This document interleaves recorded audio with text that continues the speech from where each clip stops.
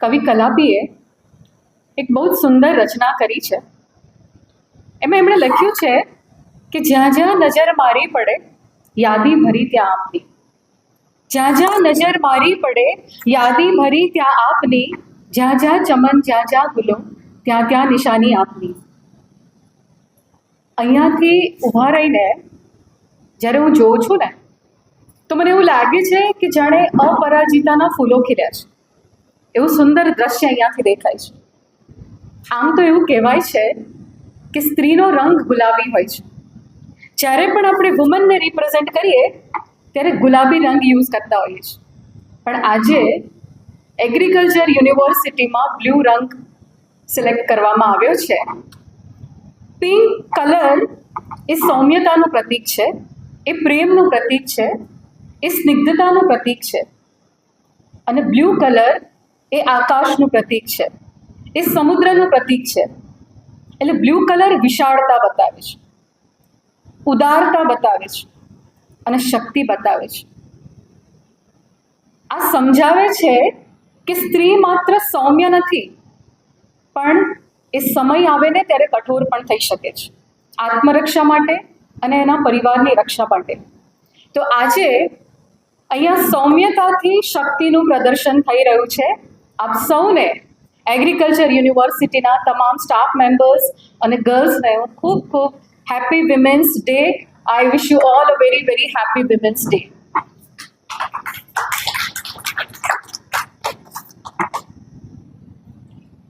એકવાર હસબન્ડ વાઈફમાં નાની સરખી તકરાર થઈ ગઈ.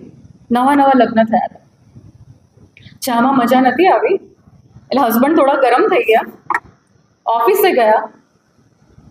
સાંજે પાછા ઘરે તો આવવું પડે ને. એ પાછા ઘરે આવતા હતા ને તો થયું કે મારી વાઈફને સવારે થોડું મારાથી બોલાઈ ગયું, લાવ ને એને ખુશ કરવા માટે એક સરસ મજાનો બુકે લઈને જો. એટલે હસબન્ડ પિંક કલરના ફ્લાવર્સનો બુકે લઈને વાઈફને મળવા ગયા, ઘરે ગયા. વાઈફે દરવાજો ખોલ્યો એટલે હસબન્ડે આમ રોમેન્ટિક અદાથી સરસ મજાનો બુકે એના હાથમાં આપ્યો. વાઈફે બુકે લઈને સીધો ટેબલ પર મૂકી દીધો, કોઈ જ રિએક્શન આપ્યું નહીં. કેમ? કારણ કે હજુ ટેમ્પરેચર ડાઉન થયું નથી. સવારનું જે ટેમ્પરેચર હજુ પણ એટલું જ હતું. બીજા દિવસે હસબન્ડને થયું કે લે આજે રેડ રોઝનો બુકે લઈ જાઉં.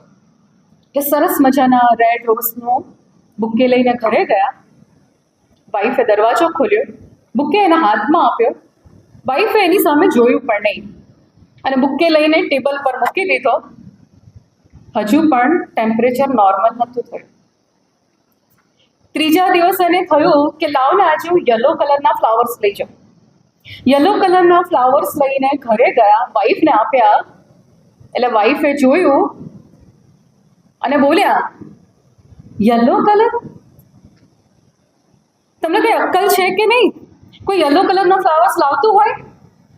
અને એમ કરીને એને ધાડ દઈને બુકે સીધો ડસ્ટબિનમાં જવા દીધું. ચોથો દિવસ હસબન્ડને થયું કે એને પિંક પણ નથી ગમતા, એને રેડ પણ નથી ગમતા, એને યલો પણ નથી ગમતા, તો આજે છે હું મલ્ટી કલરનો બુકે લઈને જાઉં. આજકાલ મલ્ટી કલરની બહુ ફેશન છે. એટલે બધા જ રંગના ફૂલો ભેગા કરીને એનો સરસ મજાનો બુકે લઈને ઘરે ગયા હસબન્ડ. વાઈફના હાથમાં આપ્યો. એટલે વાઈફ, આવો બુકે કોઈ લાવતા હોય? તમને ખબર પડે છે મલ્ટી કલરનો બુકે ક્યારે તમે જોયો છે?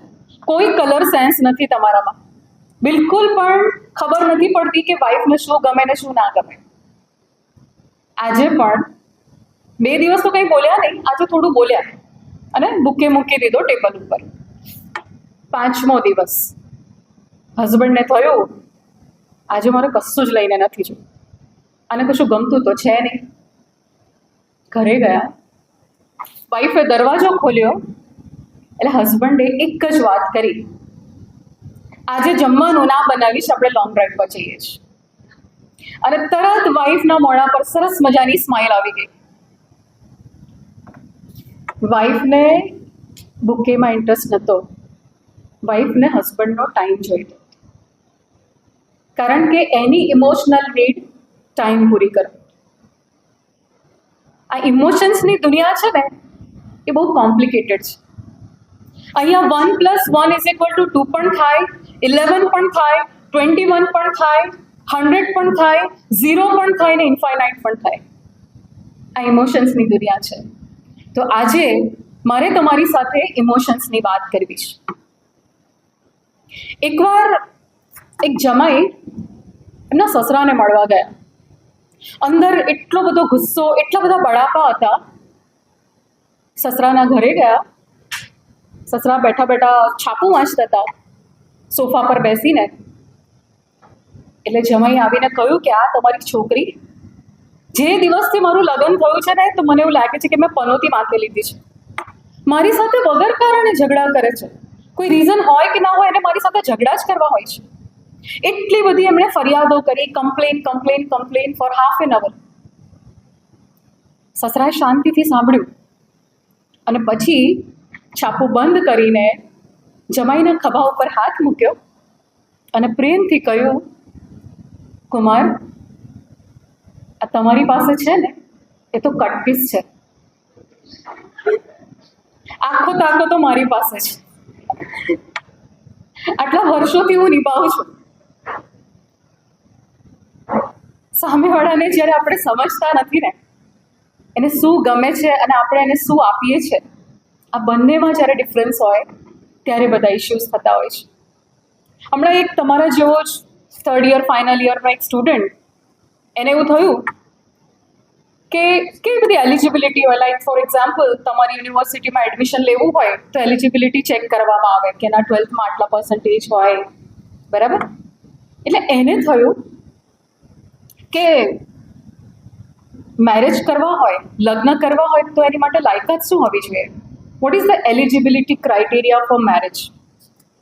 એટલે એના પપ્પાને પૂછ્યું કે પપ્પા મને કહો ને કે આપણે લગ્ન કરવા હોય ને તો એના માટેની લાયકાત શું હોવી જોઈએ, એની એલિજિબિલિટી શું હોવી જોઈએ? એટલે પપ્પાએ કહ્યું કે તારી કોલેજ કેટલા વાગે છૂટે છે? પપ્પા 5 વાગે. અત્યારે ઘડિયાળમાં કેટલા વાગ્યા છે? પપ્પા 7 વાગ્યા છે. તો તું 2 કલાક ક્યાં હતો? પપ્પા તમને ખબર તો છે હું કોલેજ છૂટીને સીધો ક્રિકેટ એકેડમીમાં જાઉં છું. તને કોણે કીધું ક્રિકેટ એકેડમીમાં જવાનું? પપ્પા તમે મારી ફીસ ભરી છે. ફીસ ભરી તો ત્યાં જવું એવું જરૂરી છે? પણ પપ્પા તમને ખબર છે હું દરરોજ જાઉં છું. મારે કોઈ આર્ગ્યુમેન્ટ સાંભળવી નથી. જેવી કોલેજ છૂટે ને ત્યારે મને 20 મિનિટમાં તો ઘરે જોઈએ. પણ પપ્પા મારે ક્રિકેટ રમવાનું, એ બધું મારે કશું જ સાંભળવું નથી. તને મેં શું કીધું? દીકરો આર્ગ્યુમેન્ટ કરતો જ રહ્યો. પપ્પા માન્યા જ નહીં અને છેલ્લે એ દીકરાએ કહ્યું કે સોરી પપ્પા. અને પપ્પા બોલ્યા, this is the eligibility for marriage. જ્યારે તમે વાંક વગર સોરી કહેતા શીખી જાઓ ને, એ દિવસે માનજો કે yes, now I am ready to get married. આ રિલેશનની દુનિયા છે. આ બધા માટે જે જરૂરી એલિમેન્ટ છે એ છે ઇમોશન્સ. આપણે ઇમોશન્સને સમજતા નથી. કેટલા બધા ઇમોશન્સ હોય. ગુસ્સો એક ઇમોશન છે, પ્રેમ ઇમોશન છે, નફરત ઇમોશન છે, રિગ્રેટ ઇમોશન છે. આ ગુસ્સા નામનું ઇમોશન શું કરી શકે? 1914 26 જૂન, સેરાજો નામનું યુરોપનું એક શહેર, ત્યાં ઓસ્ટ્રિયા અને Hungary. Have you heard about Austria and Hungary? They are 2 countries in Europe.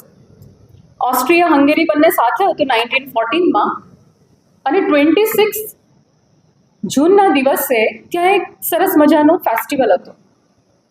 સર્બિયાના લોકો, અમુક કમ્યુનિટી સર્બિયાની ત્યાં ઓસ્ટ્રિયા અને હંગેરીમાં હતી. એ લોકોને આ દેશના રાજનેતાઓ પ્રત્યે બહુ નફરત હતી. કારણ કે એમને એવું લાગતું કે આ લોકો અમને ડોમિનેટ કરે છે, અમને અમારા હક નથી આપતા. ખૂબ નફરત હતી અંદર. સેરાજોના ફેસ્ટિવલને અટેન્ડ કરવા માટે હંગેરી અને ઓસ્ટ્રિયાના જે રાજનેતા હતા, એનું નામ આર્ચ ડ્યુક ફ્રાન્સ, એ એમના પત્ની સાથે ત્યાં આવ્યા. અને ત્યાં એક બહુ મોટો બોમ્બ બ્લાસ્ટ થયો. એ ત્યાંથી નીકળી ગયા કારમાં અને આગળ ગયા એ જેવા આગળ ગયા ને, એક વળાંક ઉપર એક 19 વર્ષનો યુવાન ઊભો હતો. એનું નામ ગ્રેસિમ. એના હાથમાં બંદૂક હતી, પિસ્તોલ. ગાડી ઊભી રાખી, આર્ચ ડ્યુક અને એના વાઇફ બહાર આવ્યા અને આ 19 વર્ષના યુવાને એક ગોળી આર્ચ ડ્યુક જે પ્રેસિડેન્ટ હતા એને મારી અને બીજી એના પત્નીને. બંનેનું ત્યાં જ મૃત્યુ થઈ ગયું, ડેથ થઈ ગઈ. આના પછી ઓસ્ટ્રિયા અને હંગેરી કમ્બાઇન્ડ થઈને સર્બિયા ઉપર એ લોકોએ વોર શરૂ કર્યું. આઈ એમ ટોકિંગ અબાઉટ 1914. પહેલો વોર શરૂ થયો કે આ લોકોને આપણે પાઠ ભણાવવો જ પડે, આવી રીતે કેવી રીતે કરી શકે. અને 1914 to 1918 for 4 years there was a World War I. પહેલી હત્યા કેટલા લોકોની થઈ? માત્ર 2 જણની. કેમ? એક 19 વર્ષના યુવાનને ગુસ્સો આવ્યો કે આ લોકો મારી સાથે આવું કરે છે. એને હત્યા કરી અને એનું પરિણામ એ આવ્યું કે કેટલા બધા દેશો અંદર એનો વોર શરૂ થયો. આ બાજુ ઇટલી, એ ઓસ્ટ્રિયા અને હંગેરી સાથે આવ્યું. જર્મની, રશિયા, બીજા બધા કન્ટ્રી, ફ્રાન્સ, આ બધા કન્ટ્રી અંદર એટલા બધા વોર થયા. યુ વોન્ટ બિલીવ, 2 વ્યક્તિનો જ્યારે ભોગ લેવાયો ને એનું પરિણામ એ આવ્યું કે 4 વર્ષમાં more than 2.2 crore people died in that war. આ ગુસ્સાનું પરિણામ છે. એક ક્ષણિક ગુસ્સો એ 2.2 કરોડ લોકોનો ભોગ લીધો. એટલું જ નહીં, second world war from 1939 to 1945, આ ડ્યુરેશનમાં all of you know that Hitler હતો એ વખતે, બરાબર? હિટલરના ગેસ ચેમ્બર વિશે તમે સાંભળ્યું હશે કદાચ. ગેસ ચેમ્બરમાં હિટલરે મોર દેન 60 લાખ પીપલને એણે ગેસ ચેમ્બરમાં મારી નાખ્યા. કેમ? એનું રીઝન હતું emotional imbalance. The reason behind it, એની પ્રેમિકા એ યહૂદી હતી, એણે એને રિજેક્ટ કર્યો. મનમાં એક ખારાશ હતી કે આ લોકોને હું છોડીશ નહીં. આખી યહૂદી કમ્યુનિટીને એણે પકડીને ગેસ ચેમ્બરમાં પૂરીને મારી નાખી. અને 1939 to 1914 નો જે વોર થયો એમાં 7.5 crore people died. Just imagine, what is the reason? Somewhere there is an imbalance of emotion. ગુસ્સા નામના ઇમોશનને કંટ્રોલ નહીં કરી શક્યા અને એનું પરિણામ આખી સલ્તનત ધ્વસ્ત થઈ ગઈ. આખા દેશો, સામ્રાજ્યો નષ્ટ થઈ ગયા. આપણને માટે બહુ ઇઝી છે. ઓપરેશન સિંદૂર હમણાં થયું તો આપણા દેશની અંદર, આપણે તો ઘરમાં બેસીને ટીવીમાં વોર જોઈએ છે અને આપણે કહીએ છીએ ના વધારે વોર ચાલવું જોઈએ, આ લોકો આમ કરે, ન ચાલે. આપણે તો બંદૂક લઈને સરહદ પર લડવા નથી જતા ને. -40 ડિગ્રીમાં ઊભા રહીને દેશની રક્ષા આપણે તો નથી કરી રહ્યા ને. એટલે આપણા માટે બોલવું બહુ ઇઝી છે, પણ જે લોકો સરહદ પર જાય છે એના ફેમિલીનો વિચાર કરો. ઘરે પત્ની છે, મા છે, દીકરી છે, બાળક છે, એ લોકોના પરિવારનું શું? આપણા પરિવારોને બચાવવા માટે એ પોતાના પરિવારનો ભોગ આપે છે. આ વોરની આ કિંમત ચૂકવવી પડે છે. આ ગુસ્સા નામના ઇમોશન્સને જ્યારે કંટ્રોલ નથી કરતા ને તો આ કિંમત ચૂકવવી પડે છે. માટે emotional intelligence plays very important role in our life. We have to understand. આપણે બધા જ આઈક્યુની વાત કરીએ છીએ, હે ને, intelligent quotient. All of you have a very good IQ. જો ન હોત તો તમે અહીંયા જ ના હોત, કે હું અહીંયા ના ઊભી હોત. આઈક્યુ આપણા બધામાં છે. પણ અત્યારે I was reading the life of Elon Musk. એની ઓટોબાયોગ્રાફીમાં એણે લખ્યું છે કે I am looking for a person who is having better EQ than IQ. શું એ ટીમને મેનેજ કરી શકે છે? શું એ સ્ટુડન્ટ્સ કે એની આખી ટીમ સાથે સારો વ્યવહાર કરી શકે છે? Have you heard about PepsiCo company? PepsiCo કોણ છે એના leader? Indira Nooyi, right? She was Indira Nooyi. જ્યારે પ્રેસિડેન્ટ બન્યા પેપ્સિકોના, એ ખુશ થતા ઘરે ગયા. અને ઘરે ગયા ને એટલે એમની મમ્મીએ કહ્યું, જાને તું જરાક દૂધ લઈ આવ ને. જસ્ટ ઇમેજિન, એ લેડી કે જે પ્રેસિડેન્ટ છે આટલી મોટી કંપનીની, મલ્ટીનેશનલ કંપની, એની મમ્મી એને એવું કહે છે કે જા ઇન્દિરા તું જઈને દૂધ લઈ આવ. એટલે એનો ઈગો હર્ટ થયો કે મમ્મી તમે મને કોંગ્રેચ્યુલેટ નથી કરતા અને તમે મને દૂધ લેવા માટે મોકલો છો. એના મમ્મી કશું બોલ્યા નહીં. તું જા પહેલાં જઈને દૂધ લઈ આવ. મમ્મીનું રિસ્પેક્ટ રાખવા માટે ઇન્દિરા નૂઈ મિલ્ક લઈને આવ્યા ઘરે. અને ત્યારે એમના મમ્મીએ કહ્યું, પ્રેસિડેન્ટ છે ને તું તારી કંપનીમાં, અહીંયા ઘરે તું મારી દીકરી છે, કોઈની પત્ની છે અને કોઈની માં છે. આ બધા ઈગો અહીંયા નહીં રાખવાના. ઇન્દિરા નૂઈ અને બુકમાં લખે છે કે આ મારી મધરે મને શીખવાડ્યું કે મારે બિહેવિયર કેવું કરવું જોઈએ. અને ત્યાર પછી કંપનીમાં ક્યારેય એને પ્રેસિડેન્ટ હોવાનો ગર્વ નથી કર્યો. કારણ કે આપણે બધા હ્યુમન બિંગ છે. હ્યુમન બિંગ કરતાં પણ ઇમોશનલ બિંગ છે. હું કોઈ ફિમેલની વાત કરું ને તો ફિમેલ ઇઝ ઇમોશન ઓરિએન્ટેડ. મારા ક્લાસની અંદર કોઈ સ્ટુડન્ટ હોય, એને હું ખખડાવું તો એને કોઈ ફરક નથી પડતો. પણ કોઈ ગર્લ સ્ટુડન્ટને હું ખાલી 2 શબ્દ સહેજ હાઈ ટોનમાં બોલી જાઉં ને તો તરત એની આંખમાંથી પાણી ટપકે છે, આંસુ નીકળી જાય છે. કેમ? Because she is emotional.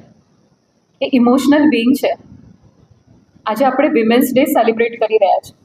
તમે વિચાર કરો કે જો ભગવાને આપણને આ બધા ઇમોશન્સ ન આપ્યા હોત, જો આપણે એક્સપ્રેસિવ ન હોત, તો શું એક બાળકને મોટું કરી શકતા? શું એક બાળકને જન્મ આપી શકતા? એ પીડાને સહન કરી શકતા? એક સ્ત્રી એના પરિવારનું કેન્દ્ર બિંદુ છે. આખો પરિવાર એની આજુબાજુ રચાય છે. આ સ્ત્રીની તાકાત છે.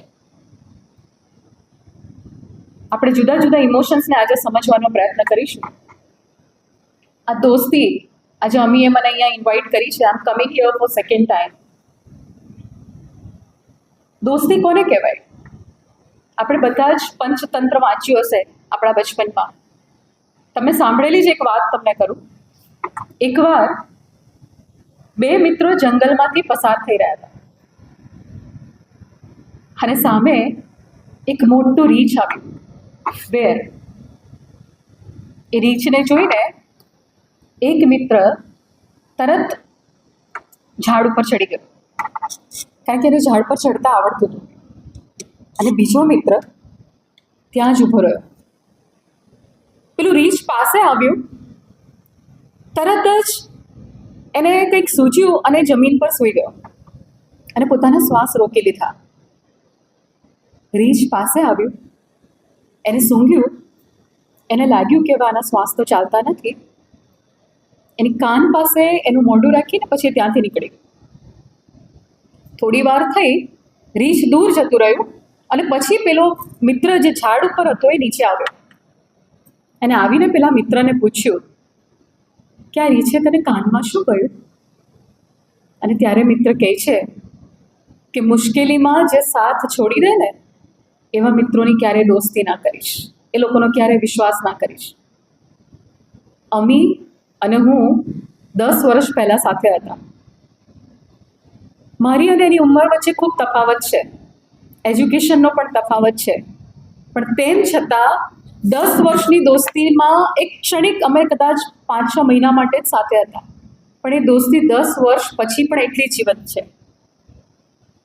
આ દોસ્તી માટે દરરોજ ફોન કરવો જરૂરી નથી, દરરોજ એને SMS કરવો જરૂરી નથી, દરરોજ તમારે એને કહેવું નથી પડતું કે હું તને કેટલો પ્રેમ કરું છું. આ દોસ્તી તો વર્ષો પછી મળે ને ત્યારે પણ એ જ ભાવ આપણી અંદર ફૂટી નીકળે, એને દોસ્તી કહેવાય. આ પ્રેમ નામનું ઇમોશન છે. જ્યારે પણ પ્રેમમાં સ્વાર્થ આવે છે ને ત્યારે એ દોસ્તી વધુ લાંબો સમય સુધી ટકી નથી શકતી. દોસ્તી જો તમારે લાઈફ ટાઈમ નિભાવવી હોય તો you have to forget the selfishness. You have to become totally unselfish in the relationship. Mahabharata કેમ થયું? એના મૂળમાં શું હતું? એક મજાકના લીધે મહાભારત થયું. એક બદલો લેવાની વૃત્તિ હતી, એના લીધે મહાભારત થયું. અને રામાયણ કેમ થયું? લાલચથી થયું. લાલચનું પરિણામ હતું રામાયણ. આપણે બધા જ જાણીએ છીએ, હું વધારે ડિટેલમાં નહીં છું. આપણને ઘણીવાર છે ને અફસોસ થતા હોય છે, ખૂબ રિગ્રેટ ફીલ થાય, અને એસ્પેશિયલી મેરેજ પછી તો બહુ જ રિગ્રેટ ફીલ થાય ઘણા બધાને મેં એવું સાંભળ્યું છે કે ચાલો મેડમ થોડી ઉતાવળ થઈ ગઈ, થોડીક રાહ જોઈ હોત ને તો જરાક સારું મોડલ મળ્યું હોત. આ રિગ્રેટ્સ મેરેજ પછી મેં ઘણા બધા, હમણાં મારો એક આર્ટિકલ આવતો હતો ન્યૂઝપેપરમાં, દર મંડે એક આર્ટિકલ આવે છે. એક આર્ટિકલમાં મેં લગ્ન જીવન વિશે લખ્યું હતું. એટલે બહુ જ સારી સારી વાતો હસબન્ડ વાઈફના રિલેશન વિશે લખી. તેમાં એક ભાઈએ કોમેન્ટ કરી, ઘાયલ કી ગત ઘાયલ જાણે મેડમ. તમારે તો કેવું છે, અહીંયા અમારા પર શું વીતે છે ને અમને ખબર છે. મેરેજ એક એવું રિલેશન છે કે જેમાં મેક્સિમમ આપણને ઇમોશન્સને બેલેન્સ કરવાની જરૂર પડે છે. આપણે એક જુદા પરિવારમાંથી આવીએ છીએ, જેના ઘરે જઈએ છીએ ને એ આખો જુદો પરિવાર છે. એ લોકોની આદતો જુદી છે, એ લોકોના વિચારો જુદા છે, એ લોકોની રહેણી કરણી બધું જ જુદું છે, અને ત્યાં આપણે એડજસ્ટ કરવું પડે છે. એના માટે પણ you have to learn emotional intelligence. આ રિગ્રેટનું પરિણામ શું આવે એની એક વાર્તા ફરીથી એક પંચતંત્રમાં જઈએ આપણે. એકવાર એક બ્રાહ્મણ એના ઘરમાં છે ને એક નોળિયો લઈને આવે છે. તમે સાંભળી હશે આ વાર્તા, ફરી એકવાર સાંભળી લો, થોડા બચપનને ફરીથી યાદ કરી લો. એ નોળિયો બ્રાહ્મણનો એટલો સારો મિત્ર બની ગયો, દરરોજ બંને વાતો કરે, ઘરમાં નોળિયોને મદદ પણ કરે, બધા નાના મોટા કામમાં. એકવાર બ્રાહ્મણ કોઈ કામથી બહાર ગયા અને પત્ની ઘરમાં હતી. બ્રાહ્મણની પત્નીને પાણી લેવા માટે, પાણી ભરવા માટે જવું હતું.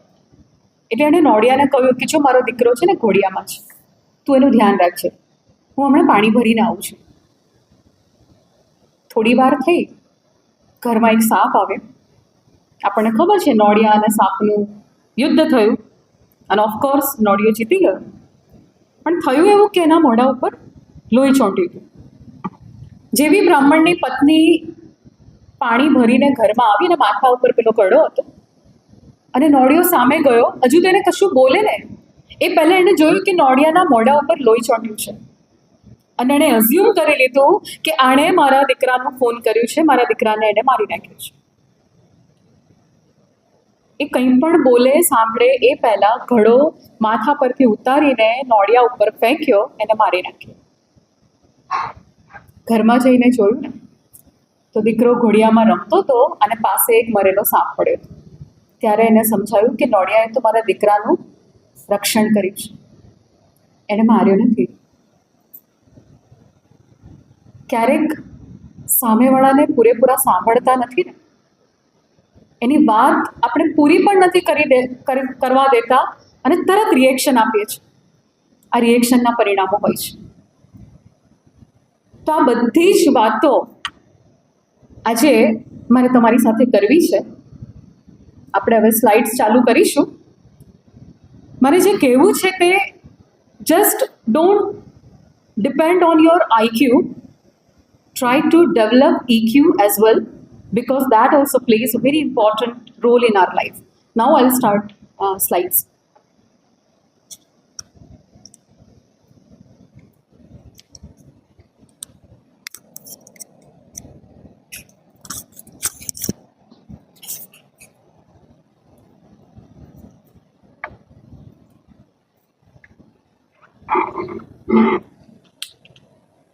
બેટા આને ફેરવી દઈશ.